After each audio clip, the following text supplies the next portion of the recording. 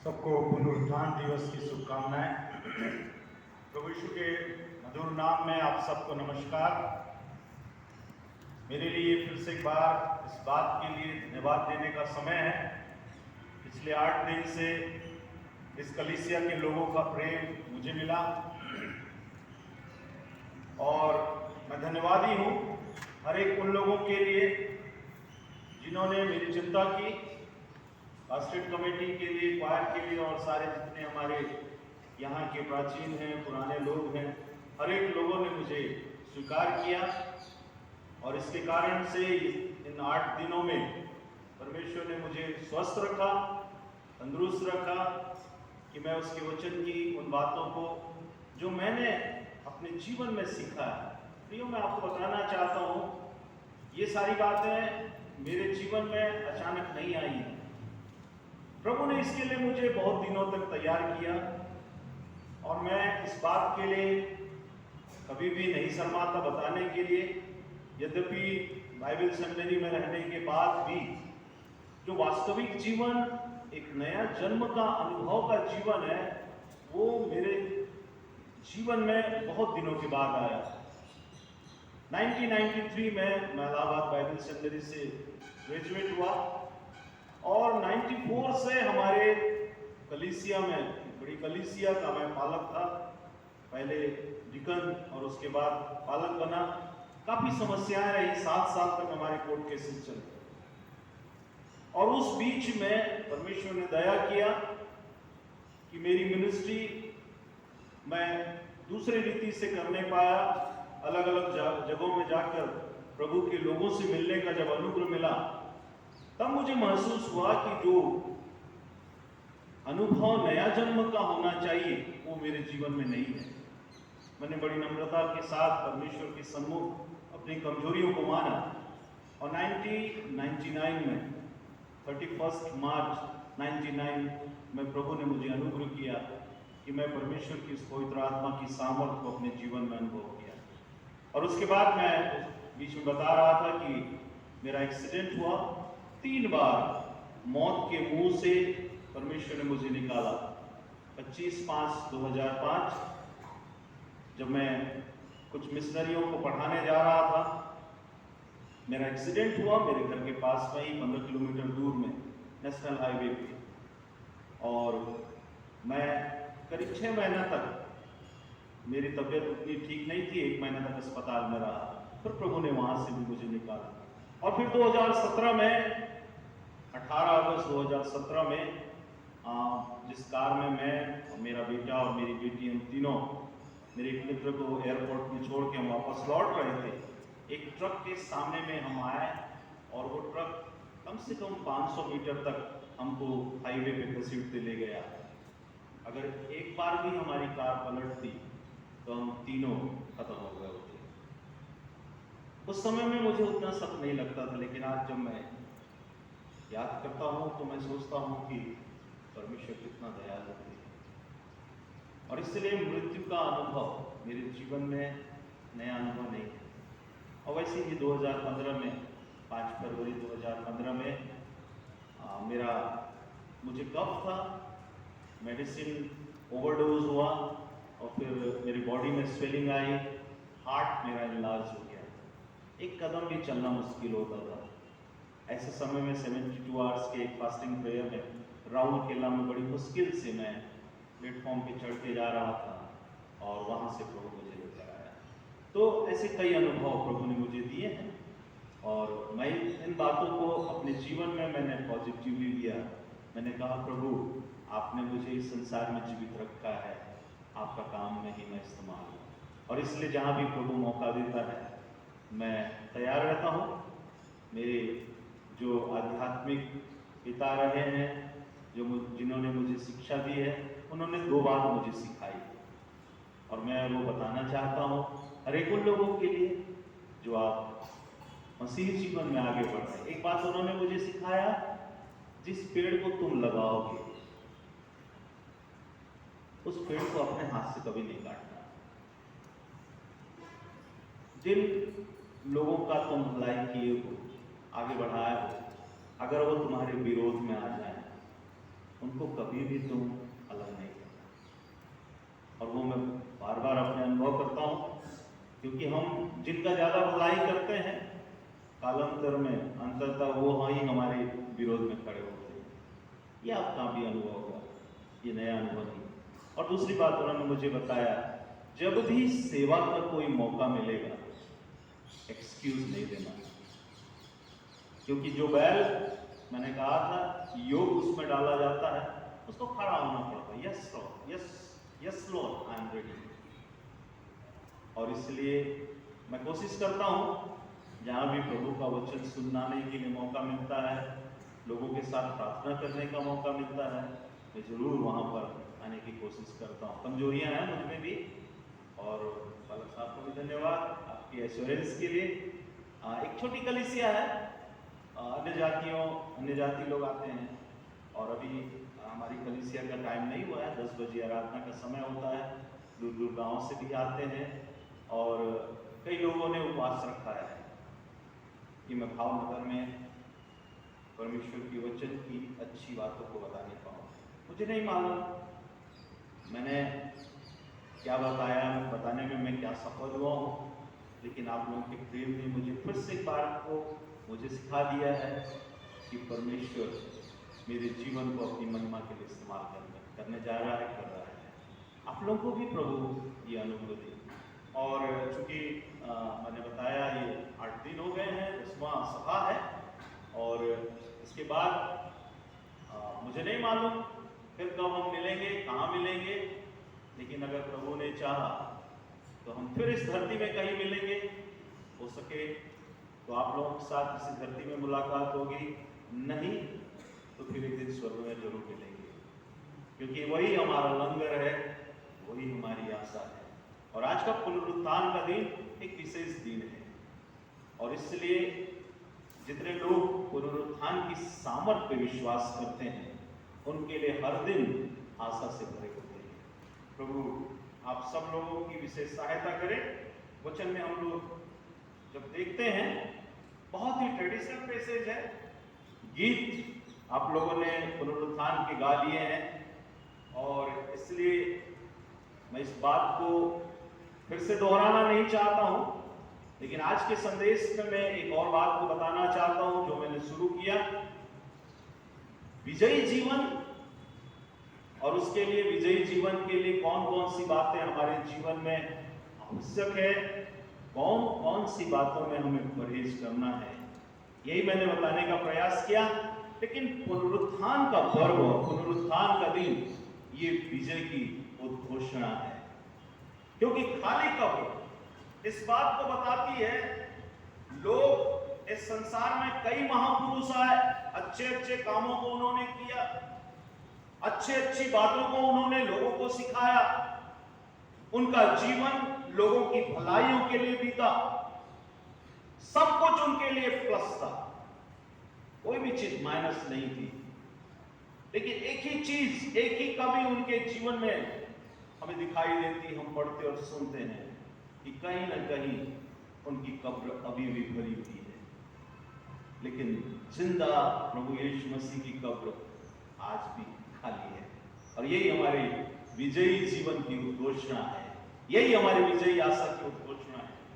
कई लोग इस संसार में कई प्रकार की परेशानियों में फंसे रहते हैं, और इसलिए परमेश्वर मनुष्य को इस बात को सिखाने के लिए इस संसार के हर एक परिस्थितियों में उसने बड़ी योजनाबद्ध रीति से, देखिए मैं एक बात को हमेशा आपको बताना के प्रयास किया हूं कि हम मनुष्यों की सोच विचार, हम मनुष्यों के तमाम बातें परमेश्वर के सोच विचारों से कहीं बिल्कुल फर्क है। इसलिए इसे यह में लिखा हुआ है कि मेरे विचार और तुम्हारे विचार में जमीन आसमान का अंतर है, मेरी गति और तुम्हारी गति में बहुत अंतर है। हम लोग बहुत सी बातों को तत्कालिक रीति से चाहते हैं, इंस्टेंटली। अभी तो फास्ट, सब चीज फास्ट ही, एकदम फास्ट फूड आया है ना, हर बातें एकदम फास्ट, इंस्टेंट, और इसलिए रिश्ते भी बड़ी गड़बड़ हो गए। हर चीजें अगर बहुत ही तेजी से की जाए तो कहीं ना कहीं उसका नुकसान है। पर सबसे बड़ी बात पुनरुत्थान के लिए मैं आपको बताना चाहता हूं कि पुनरुत्थान के कारण से, पुनरुत्थान के वचन की सामर्थ्य के कारण से नर्क खाली हो गया।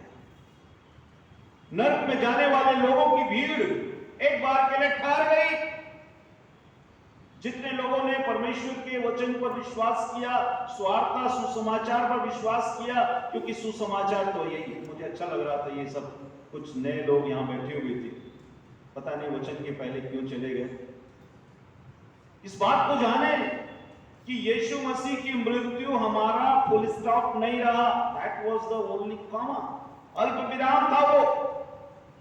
और इसलिए कल मैं कह रहा था, लोगों के सामने में प्रश्न चिन्ह था, क्या यीशु मसीह सच में मसीहा था?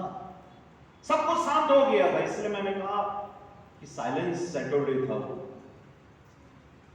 लेकिन सुबह सुबह सप्ताह के पहले दिन एक बड़ी अद्भुत घटना घट रही है, और वो घटना बहुत ही, चारों सुसमाचारों में हम इसको पढ़ते हैं।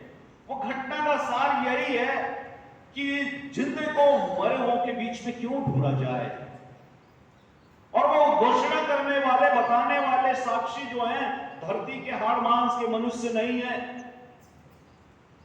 परमेश्वर मलाकी के किताब तक सारी बातों को बताता रहा कि तुम्हारे जीवन में अब भी लौट आने का समय है। लौटा, नबियों को उसने भेजा, बड़े सामर्थी काम हुए, छुटकारे के संबंध में तमाम बातें हुई, और हर प्रकार से परमेश्वर ने चाहा। इसलिए बाइबल बोलती है कि परमेश्वर ने कई बार चाहा कि जैसे मुर्गी अपने बच्चों को अपने पंखों के नीचे समेटती है, उसने कहा मैंने भी चाहा कि तुम्हें समेट लूं, लेकिन तुम तो इधर उधर हो गए, भटक गए इधर उधर। तुम्हारे जीवन में हर एक ने अपना अपना मार्ग लिया, हम तो सबके सब भटक गए, एक भी उसमें धर्मी नहीं रहा।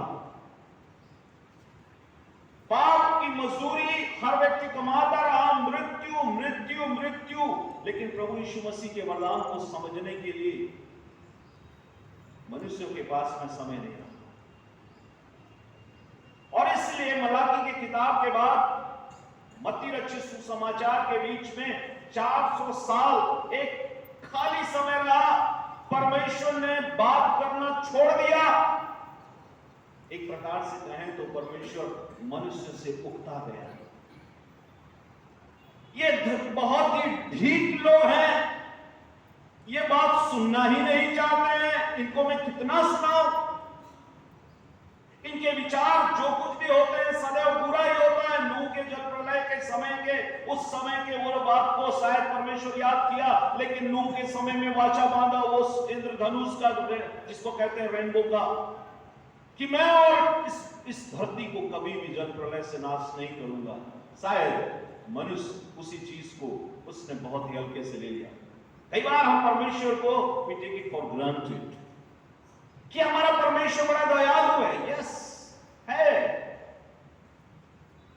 और उसके बाद 400 साल के बाद में फिर से परमेश्वर ने नए रीति से एक अपने संदेश को अपने प्रधान स्वर्गदूत के द्वारा से पहुंचाया। जकरिया के पास में वो संदेश पहले आया, जो यीशु मसीह का अग्रघोषक होने के लिए नियुक्त किया गया था, एलिया की आत्मा लेकर आने वाला। और वो सब बातों को आप जानते हैं। तमाम चीजें यीशु मसीह के संबंध में जितनी भविष्यवाणी हुई सब पूरी हो गई।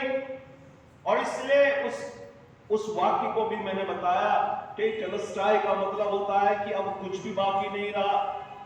मार्केटिंग टर्म में उसको कहते हैं तुम्हारा ऋण पूरा हो गया। धार्मिक अनुष्ठान के विषय में कहते हैं अनुष्ठान पूरा हो गया।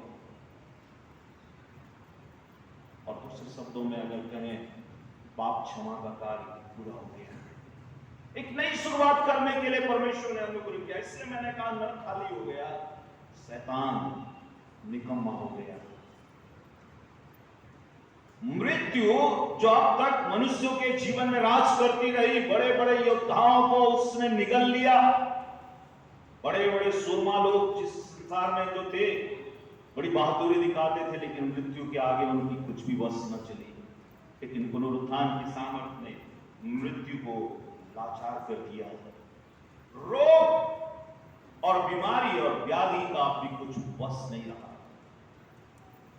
चंगाई का काम पूरा हो गया, श्राप से आशीष का काम शुरू हो गया, मृत्यु से जीवन का काम आरंभ हो गया, अंधकार से ज्योति में आने का काम पूरा हो गया। तमाम बुराइयां जो इस संसार में, लड़ाई झगड़े, तमाम नशे, व्यभिचार, हर एक चीजें जो मनुष्य को शुद्ध करती हैं, खत्म करती हैं, उससे भी समाधान करने का काम पूरा हो गया। और इसलिए ऋषि मुनियों की यह प्रार्थना थी, जिसको आप जानते हैं। ऋषि मुनियों की प्रार्थना थी, जिसको उपनिषद से लिया गया वो श्लोक, जो एक्चुअल में देखा जाए तो यीशु मसीह के द्वारा से पूरा हुआ। अस्तो मां सद्गमय तमसो मां ज्योतिर्गमय मृत्यो मां अमृतगमय। अर्थात असत्य से सत्य की ओर, अंधकार से ज्योति की ओर, मृत्यु से जीवन की ओर में ले चल। और मैं और आप बड़े फॉर्चुनेट हैं, मैं और आप बड़े सौभाग्यशाली हैं कि परमेश्वर के वचन की पुनरुत्थान की सामर्थ आज मेरे और आपके जीवन को एक नई दिशा देने के लिए है प्रियो। और मैं आज इस पुलपिट के माध्यम से मैं आपको आज आह्वान करता हूं, यदि आपने अपने जीवन में पुनरुत्थान की सामर्थ को नहीं समझा है, क्योंकि फिलिपियोस के 3 और 10 में पौलुस इस बात को कहता है कि मैं उसको और उसके मृत्युंजय की सामर्थ को समझूं। मौत हमारे जीवन में जितना भी दखल अंदाजी कर सकता था वो कर चुका है, अब उसका कोई वश नहीं है। अब हमारे जीवन में परमेश्वर इस बात को तैयार किया है कि मैं और आप जाने। 2 कुरिन्थी उसके 2 अध्याय और उसके 14 पद को पौलुस जब लिख रहा था तो उसके पूरे विषय में, पूरे उसके दिमाग में एक ही बात थी, और वो कह रहा था परमेश्वर का धन्यवाद हो जो मसीह में सदा हमको जय के उत्सव में लिए चलता है। और लिखा हुआ है, जिस लाइन को शायद हम याद न करें, लेकिन ये लाइन मेरी और आपकी जिम्मेवारी, मैंने आपको बताया प्रतिज्ञाएं अगर हैं तो उसके साथ में रिस्पॉन्सिबिलिटी है, जिम्मेवारियां हैं, और अगर जिम्मेवारियां हैं तो उसके साथ में रिस्क है, जोखिम है। और अगर जोखिम है और उसको अगर आपने स्वीकार कर लिया, अंततः विजय आपके जीवन में है।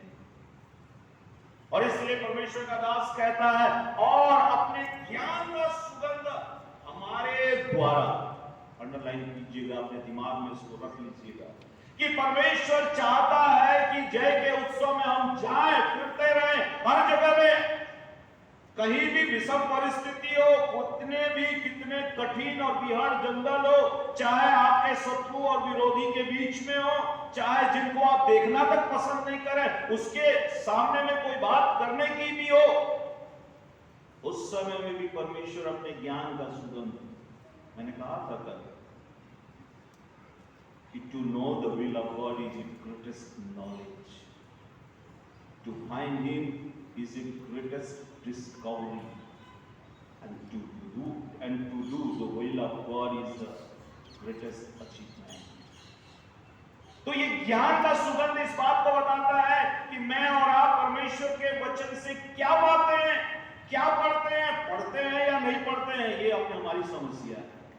पर अगर पढ़ते हैं तो हमें परमेश्वर की उस सामर्थ को भी समझना होगा। और वही बात लिखी हुई है कि वो अपने ज्ञान का सुगंध हमारे द्वारा हर जगह फैलाता है। इसलिए मसीह जन जहां जाते हैं वो जगह आशीषित हो जाता है। यीशु मसीह को जानने वाला व्यक्ति हर जगह में यीशु मसीह गवाही देता है। मैं गवाही पढ़ रहा था, एक गांव की गवाही।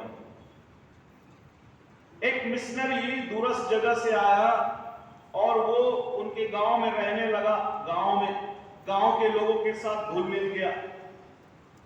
आप लोग मिशनरियों की लाइफ को जानते हैं। हर अगर सच्चा मिशनरी होगा जो परमेश्वर द्वारा भेजा गया है, वो दूर से आना जाना नहीं करेगा, उस जगह में वहां के लोगों के साथ रहेगा, उनकी बोली सीखेगा, उनकी खाने पीने तमाम चीजों को करेगा। और वो व्यक्ति इतना घुल मिल गया, उसके लिए उसने झोपड़ी बनाई और वो झोपड़ी में रहता था। लोग आते थे, लोगों के लिए वो प्रार्थना करता था, लोगों को प्रभु यीशु मसीह के विषय में बताता था कि प्रभु यीशु मसीह कितना दयालु है। और जिस संस्था के से वो संबंधित था, वो संस्था के लोगों को कोई खबर नहीं है कि उनका मिशनरी क्या कर रहा है। बहुत साल के बाद, काफी साल के बाद उनके संस्था के कुछ लोगों ने कहा, अरे भाई, वो हमारा अमुक मिशनरी कहाँ है, कोई खबर ही नहीं है। तो कुछ लोगों ने सोचा कि चलो हम थोड़ा खोज लें कहाँ है। इधर उधर से उन्होंने पता किया तो पता चला कि वो इस डिस्ट्रिक्ट के, इस गांव के, इस जंगल में कहीं पर है। बड़े ही खोजते उनके पास जब पहुंचे तो गांव के सामने में उन्होंने पूछा, भैया यहाँ कोई यीशु मसीह की बात करने वाला या यीशु मसीह को जानने वाला कोई व्यक्ति है? प्रियो, गांव वालों ने जो जवाब दिया उसको आप ध्यान से सुनिएगा। गांव के बुजुर्ग ने कहा, भैया हमें नहीं मालूम यीशु मसीह कौन है, हमें बिल्कुल नहीं पता यीशु मसीह कौन है, लेकिन भैया इस गांव के आखिरी में एक झोपड़ी है, वहां यीशु मसीह रहते हैं। ये है परमेश्वर के सामर्थ का जीवन। यीशु मसीह के समान काम करना, यीशु मसीह के समान ललकारना, यीशु मसीह के समान शैतान को डांटना शायद आसान है प्रिय। यीशु मसीह के नाम से बड़ी बड़ी चंगाइयों को देना भी बड़ा आसान है, क्योंकि आप में वो सामर्थ्य नहीं है। वो तो सामने वाले के विश्वास के कारण से ही वो इन चीजों को प्राप्त करते हैं। बाइबल बोलती जो विश्वास करे उसके लिए कुछ भी असंभव नहीं है। लेकिन अगर कोई व्यक्ति आपके लिए कहे कि आप यीशु मसीह हैं, तब आप सोच लीजिए प्रियो कि आपका जीवन धन्य है। हमारे जीवन में कई परिस्थितियां आती हैं, कई बार परमेश्वर चाहता है कि मैं और आप उसके उस सामर्थ्य को अपने जीवन के द्वारा से बताएं, लेकिन हम तो अपने लड़ाई झगड़े में, हमारे हर एक उन बातों में हम इतना व्यस्त हो जाते हैं कि परमेश्वर और उसकी पवित्र आत्मा की सामर्थ हमारे जीवन से एकदम दूर हो जाती है। मैंने आपसे कहा था दो फाउंडेशन है, एक पवित्र परमेश्वर का पवित्र वचन जो हमें सिखाता है व्हाट इज होली लिविंग, पवित्र जीवन क्या है, और दूसरा पवित्र आत्मा जो हमें सिखाता है how to live in holy life. लेकिन दोनों चीजों से हम महरूम हैं, दोनों चीजों को हम बाहर रख देंगे, दोनों चीजों को अपने जीवन में हम नहीं रख पाएंगे, तो फिर हम परमेश्वर के सामर्थ्य को कैसे समझेंगे? तीन बातें इस पैसेज में अगर आप देखेंगे, तीन बातें मैं आपको बताना चाहता हूं। सबसे पहली बात, पुनरुत्थान उन लोगों के लिए था। मैंने आपसे कहा 3 बार प्रभु यीशु मसीह ने अपने चेलों को बताया था कि ये बातें होंगी, लेकिन भाग एक उनको याद था, ये उनको भी याद नहीं था, लेकिन उन्हें स्मरण है। बाइबल बोलती है उनको स्मरण है। हाँ कहा था उसने यरूशलेम जाएंगे, वहां पकड़वाया जाएगा, तमाम चीजें होंगी। यीशु ने ये बात भी कह दी, तुम में से एक मुझे पकड़वाएगा। तो सब बड़ा अच्छा बन रहे थे, बोले तो मैं हूं क्या, मैं हूं क्या?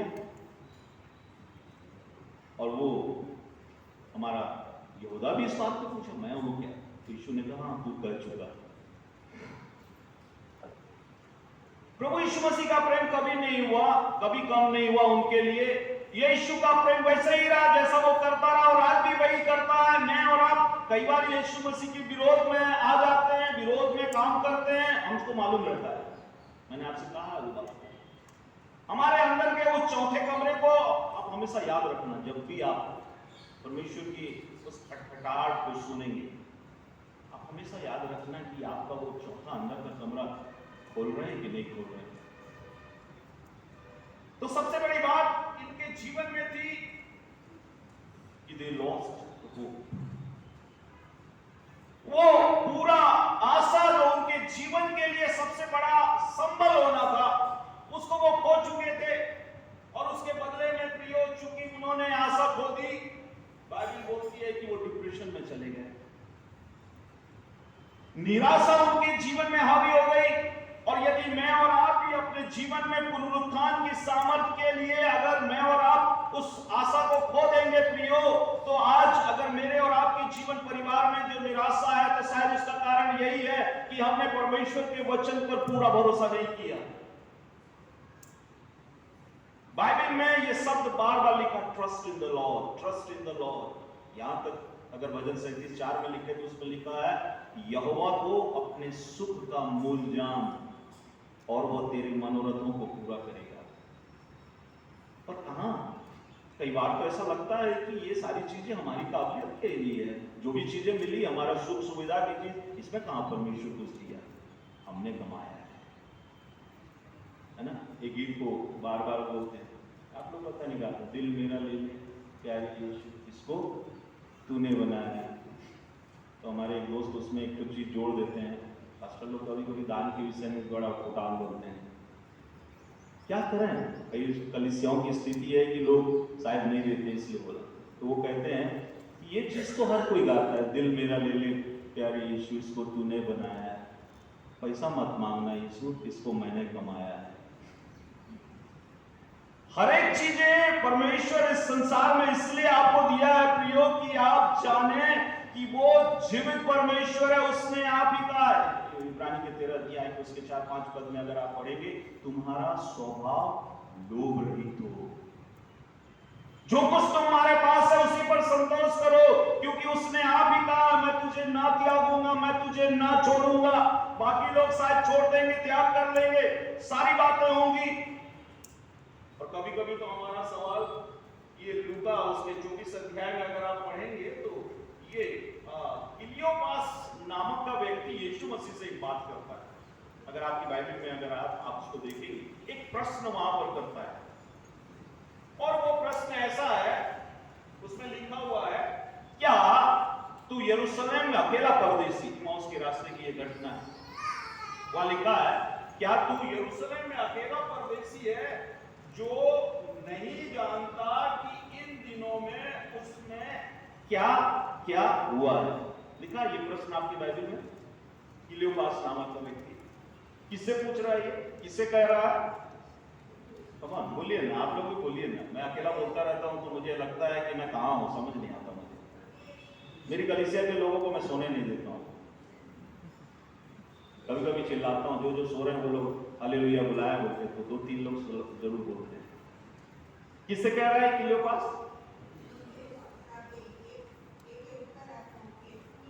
हाँ, वो किसको बोल रहा है?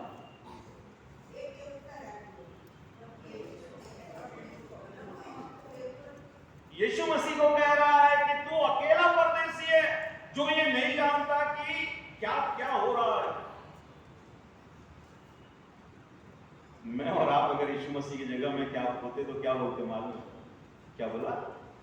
मैं नहीं जानता। अरे मैं अकेला ही जानता हूं कि हकीकत में क्या क्या हो रहा है। मैं ही अकेला वो व्यक्ति हूं जो इस बात को जान रहा हूं कि हकीकत में क्या क्या हो रहा है। यीशु मसीह हमारे जीवन में भी कई बार ऐसे होता है, हम परमेश्वर से भी यही शिकायत है, आप नहीं मालूम क्या क्या हो रहा है हमारे साथ। तो परमेश्वर कहता है, मैं ही अकेला हूं जो सब जानता हूं तेरे साथ क्या हो रहा है, पर हिम्मत रखना, हिबाय न छोड़ना। इसलिए यीशु मसीह की वो बात को हमेशा याद रखना, मैं हूं। So they lost the hope. और जब आशा खत्म हो गई तो उनके जीवन में निराशा आ गई। उसके इतना ही नहीं, दूसरी बात जिस बात को आपको मैं बताना चाहता हूं, ये पुनरुत्थान की सामर्थ हमारे जीवन को टटोलने के लिए, ऑपरेशन करने के लिए है। और वो लिखा है, they lost the word of God, परमेश्वर के वचन को भी वो भूल गए, और इसलिए उनके जीवन में विचलन आ गई, परप्लेक्शन आ गई, समझ नहीं आ रहा था कि क्या हो रहा है। और इसलिए प्रियो, मैं आज आपको बताना चाहता हूं कि ये पुनरुत्थान की सामर्थ आपके जीवन में परमेश्वर के वचन को याद दिलाने के लिए है कि वचन की प्रतिज्ञाएं जीवित है। आकाश और पृथ्वी टल जाएंगी, पर यीशु ने कहा, मेरी बातें कभी न टलेंगी। हालेलुया। ये परमेश्वर की दया है प्रियो, कि आज उसका वचन मेरे और आपके हाथ में। इसलिए मैंने कहा वचन, प्रार्थना, गवाही और समर्पण, ये 4 चीजें आपके जीवन में आपको एक विजयी जीवन बनाती है। जिसके पास में समर्पण नहीं होगा, न वो वचन पढ़ेगा, न वो प्रार्थना करेगा, न वो गवाही देगा। और समर्पण भी मैंने आपसे कहा है, तन का, मन का, और जो सबसे ज्यादा आनंद जीवन का बात है धन का। मुझे नहीं मालूम आप प्रभु किससे, मुझे अच्छा लगा कई लोगों के घर में गया, उन्होंने कहा लव गिफ्ट। ये आपके परमेश्वर के प्रति वो प्रेम है, आपका परमेश्वर के प्रति। आपके थोड़े से दान से परमेश्वर के सेवक का बहुत बड़ा भला होगा या नहीं होगा वो सवाल नहीं है, आपने अपनी जिम्मेदारी को पूरा कर दिया। परमेश्वर का वचन जीवित, प्रबल, हर एक दोधारी तलवार से चोखा है, लेकिन वो वचन अगर आपके जीवन में खो जाए तो आप पुनरुत्थान की सामर्थ को क्या समझेंगे? और सबसे बड़ी बात, जो तीसरी बात है, they lost the faith।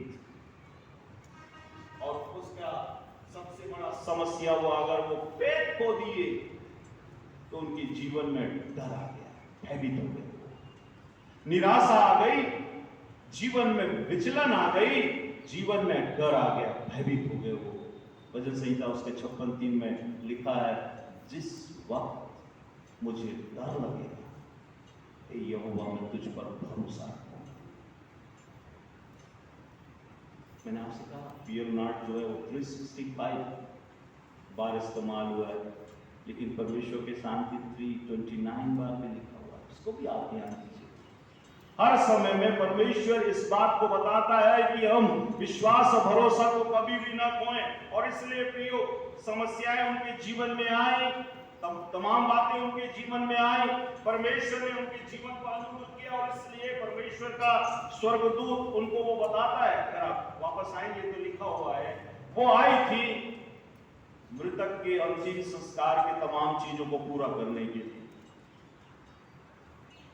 और लिखा हुआ है कि वो सुगंधित वस्तुओं को लेके आई थी। बाइबल में ये बात लिखी हुई है, समझ में उनको नहीं आ रहा था। दूसरे सुसमाचार में लिखा था कि वो समझ नहीं पा रहे थे कि पत्थर कौन लुढ़काएगा।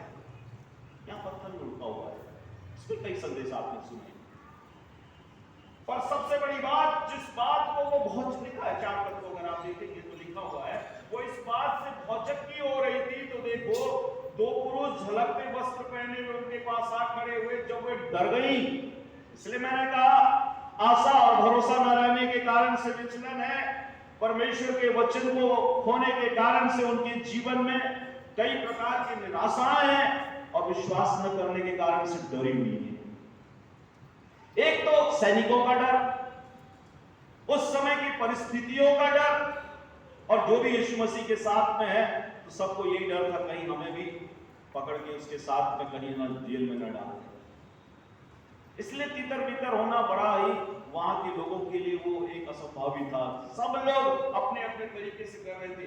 लेकिन प्रियो, बाइबल बताती हुई है कि स्वर्गदूतों ने उनसे कहा, तुम जीवितों को मरे हुओं में क्यों ढूंढती हो? यहाँ नहीं है, परंतु जी उठा है। एक नई आशा उनके जीवन में परमेश्वर के द्वारा से उनके जीवन में दी गई। और बाइबल बोलती हुई है कि उसके बाद उनके पूरे बातों को, वचन को उन्हें याद दिलाया गया। लिखा है कि स्मरण करो कि उसने गलील में रहते हुए तुमसे कहा था अवश्य कि मनुष्य का पुत्र पापियों के हाथ में पकड़वाया जाए, क्रूस पर चढ़ाया जाए और तीसरे दिन जी उठी। ये तो वचन, यीशु मसीह ने जो शब्द कहे हैं वो वचन अटल वचन थे। मैंने गिनती उसके 23 और 11 पद से आपको बताया था, ईश्वर मनुष्य नहीं है कि झूठ बोले, और न वो आदमी है कि वो अपनी इच्छा बदले। बाइबल बोलती है प्रियो, उनकी बातें उनको स्मरण आई, और कब्र से लौटकर उन्होंने उन 11 को, जो अन्य सब को, और लिखा 11 को और अन्य सब को, ये सब बातें कर सुनाई। और ये जो सबको शब्द लिखा है, ये मैं सोचता हूं कि वो 120 लोग जो मरियम जॉन मार्क के उस उपरोठी कोठरी में पवित्र आत्मा के लिए बैठे हुए थे, वो तमाम लोग थे। हर एक लोग के लिए आज फिर से एक बार नए रीति से अपने आप को शायद परमेश्वर के हाथ में सौंप रहे थे। प्रियो, बाइबल बताती है जिन्होंने प्रेरितों से ये बातें कही, वो मरियम मगदलिनी, यूहन्ना और याकूब की माता मरियम और उसके साथ की अन्य स्त्रियां थी। बाइबल बोलती है परंतु उनकी बातें उन्हें कहानी सी जान पड़ी और उन्होंने उनकी प्रतीति न की। तब पतरस उठकर कब्र पर दौड़ा गया और झुक करके वह कपड़े पड़े देखे जो हुआ था, उससे अचंभा करता हुआ अपने घर चला गया।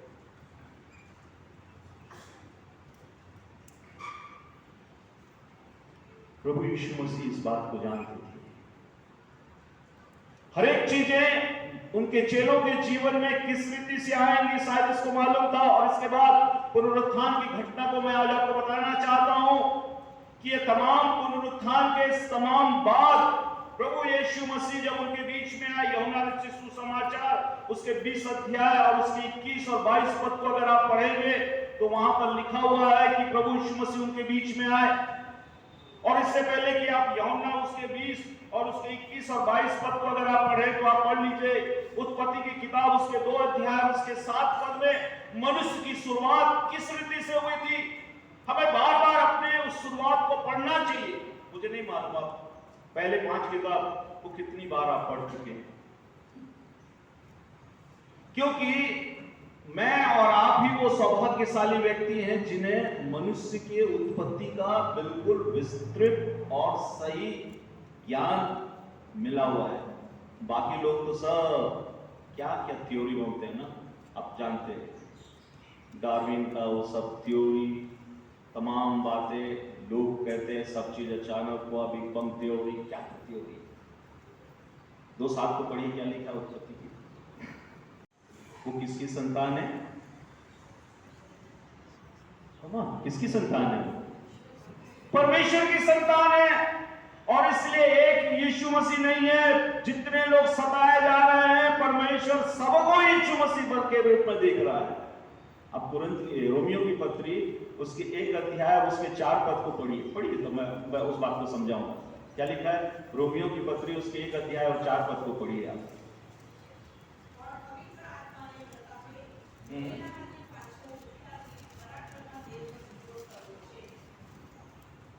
क्या लिखा है?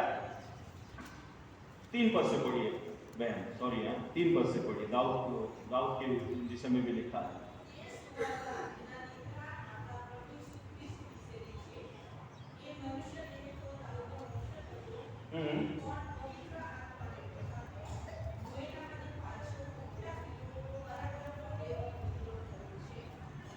लिखा हुआ है कि वो शरीर के भाव से दाऊद के वंश से उत्पन्न हुआ। शारीरिक रीति से उसका जो गोत्र था वो दाऊद का वंश था और दाऊद के वंश से ही उत्पन्न होना उसके जीवन का सबसे बड़ा पहचान आइडेंटिफिकेशन नहीं रहा। बाइबल बताइए तो ध्यान से इस बात को समझिएगा। आप किसके घर में पैदा हुए हैं, कितने बड़े अधिकारी के घर में पैदा हुए हैं, कितने कमजोर के घर में पैदा हुए हैं, वो आपके लिए मायने नहीं है। उसके बाद का जो प्रोसेस है वो यीशु मसीह जो मनुष्य का पुत्र है उसके विषय में लिखा है, पवित्रता की आत्मा के भाव जो मुझ पर विश्वास करता है यदि वो मर भी जाए तो भी जिएगा। और पौलुस तो 1 कुरिन्थी 15:31 में अगर आप देखेंगे तो वहां लिखता है मैं प्रतिदिन मरता हूं।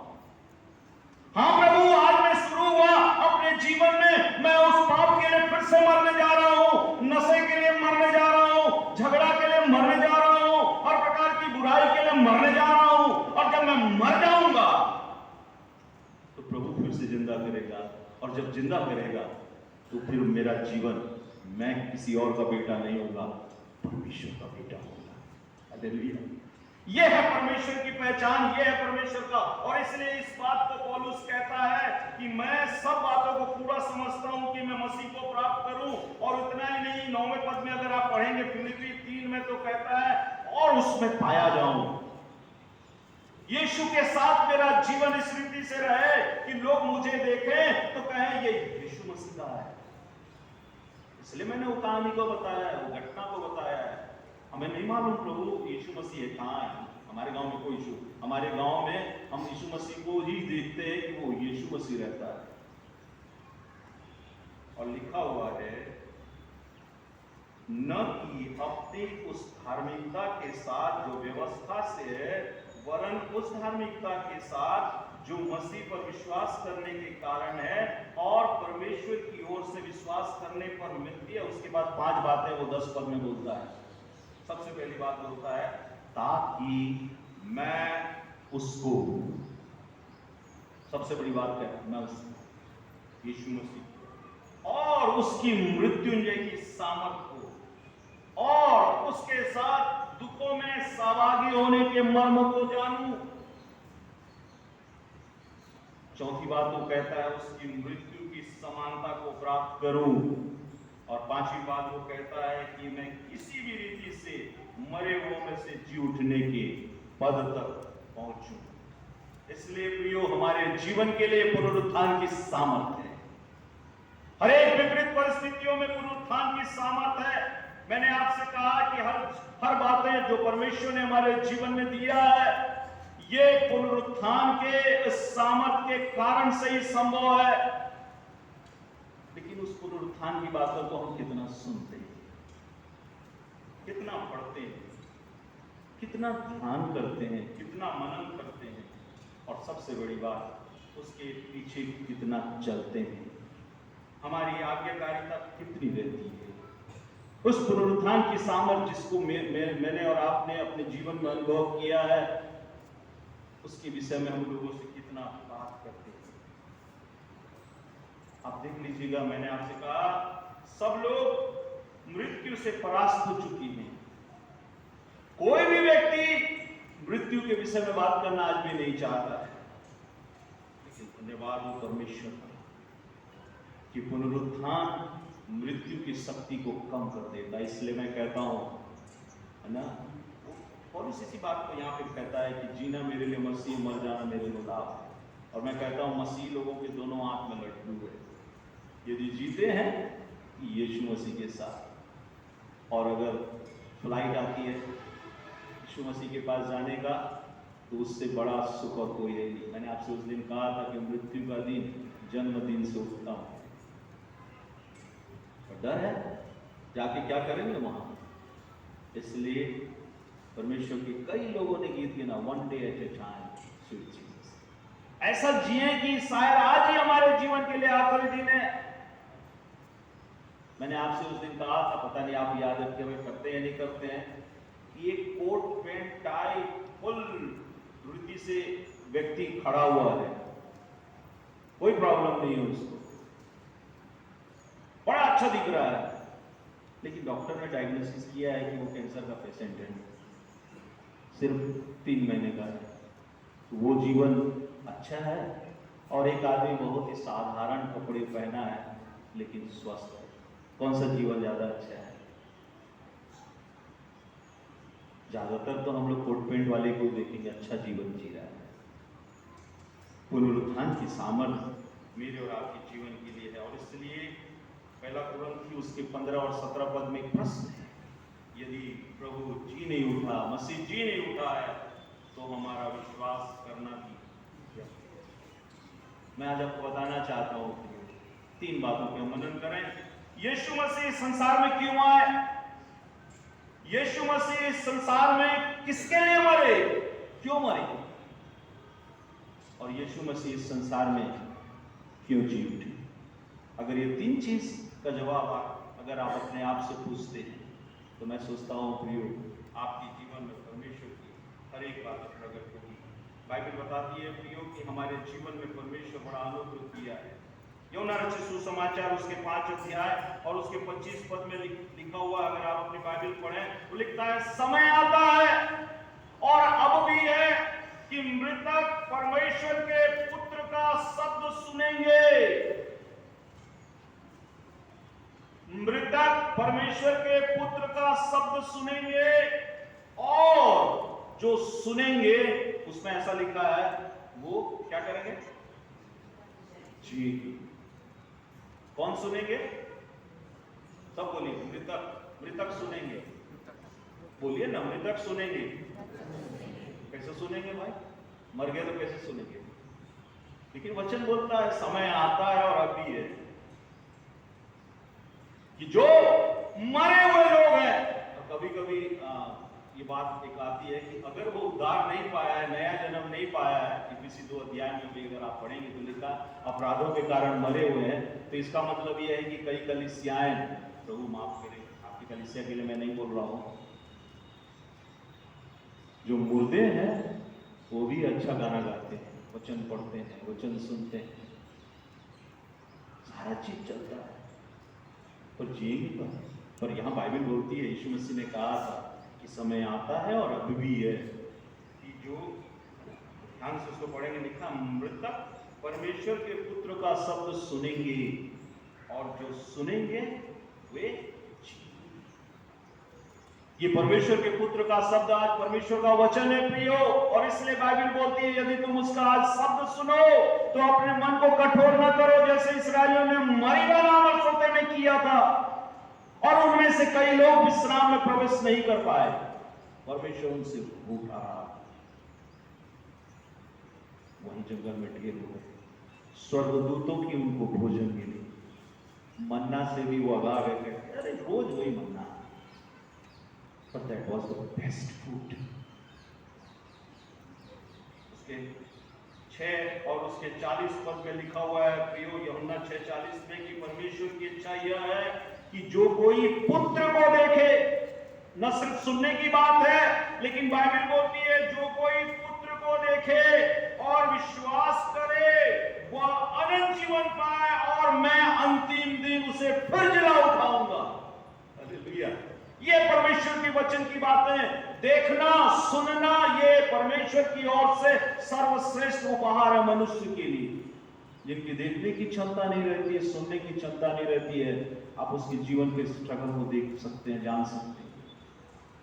और कई बार आंखें दिखती हैं, कान भी सुनते हैं, लेकिन आत्मिक कान बंद, आत्मिक आंख बंद, आत्मिक जीवन पूरी रीति से खत्म। फिर क्या होगा? वो संसार है जो दिखता है, दृश्य संसार, जो नहीं दिखता है, अदृश्य संसार, और जो परमेश्वर के ऊपर विश्वास करते हैं, परमेश्वर उनको अदृश्य संसार में दिखाता है। आप याद करिएगा एलीसा और उसके सेवक की बातें, जब पूरे के पूरे अरामी सेना ने घेर लिया एलीसा को, 6वें अध्याय में, अगर आप 5वें अध्याय में पढ़ेंगे तो वहां लिखा हुआ है कि बोला, हाय स्वामी हम तो नाश हो जाते हैं, पूरी सेना घेर रखी है। एलीसा ने, है ना, उसको अभी मेरे पर एक परमेश्वर के दास कहते हैं, इतना सुबह सुबह अच्छा खासा नींद आ रहा था एलीसा को, तो उसका सेवक उठा दिया उसको, क्या स्वामी सब पूरे के सूरे घेर दिए हैं। उसने कहा अच्छे सोने भी नहीं देता है परमेश्वर, इसका आंख को, अरे मैं रात को इसीलिए आराम से सो रहा था क्योंकि परमेश्वर तो अपना काम पहले ही कर लिया। हालेलुया। मैं तो जानता हूं ये चीजें हैं, ये नहीं जानता, प्रभु इसकी आंख खोल, मेरे साथ रहते रहते भी इसकी आंख आज तक खुली नहीं। और बाइबल बोलती है प्रियो, उसके सेवक ने देखा कि एलीसा के चारों, एलीसा और उसके सेवक, एलीसा के चारों ओर होने से सेवक भी, परमेश्वर के लोगों के साथ रहने से परमेश्वर साथियों को भी संभाल लेता है, चारों अग्नि में रथों और घोड़ों से परमेश्वर ने अपनी छावनी रखी। यहोवा के दरवाजों के चारों ओर उसका दूत छावनी किए हुए उनको बचाता है। देखना, बाइबल बताती है प्रियो, हर एक बातें परमेश्वर हमारे जीवन में करता है। यूहन्ना उसके 5 और 29 पद में लिखा हुआ है प्रियो, जिन्होंने भलाई की है, पुनरुत्थान तो होगा ही होगा, जिन्होंने भलाई की है वो जीवन के पुनरुत्थान के लिए जी उठेंगे।